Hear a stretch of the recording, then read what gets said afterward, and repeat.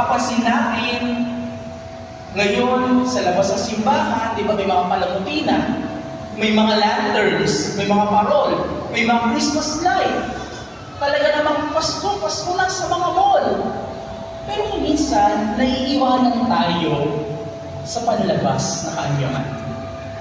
Masyado tayong nafo-focus sa external at nakakalimutan natin ang pinakamahalaga sa lahat, ang ating kalooban. Ang gusto ba talaga natin at ang ating buhay, handa na. Why? Because Jesus already born in the manger. Naisilang ng Panginoon sa sabsaban.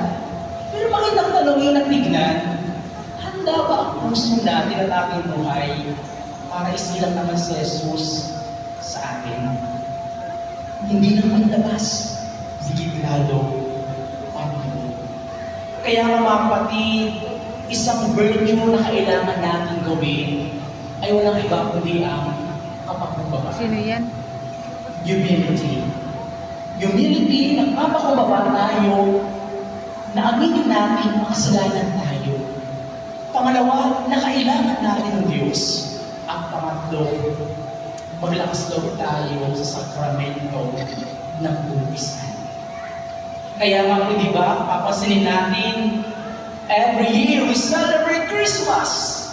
Taon-taon, pinagdiriwang natin ang Pasko. Pero marami sa atin, dumaraan na. Nagdaraan na. Walang impact, walang meaning, walang kabuluhan. Sapagkat, hindi tayo naging handa. At marami sa atin ang paghanda, panlabas lamang. Kaya kapatid sa ating pagpapatuloy na banal na misa, kaya nga Advent, ibig sabihin, waiting, paghihintay.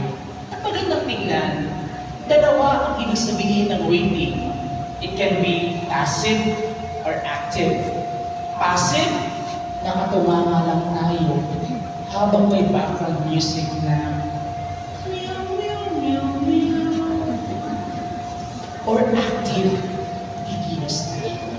Kaya naman mga kapatid, tignan natin ang ating puso. Tignan natin ang ating buhay.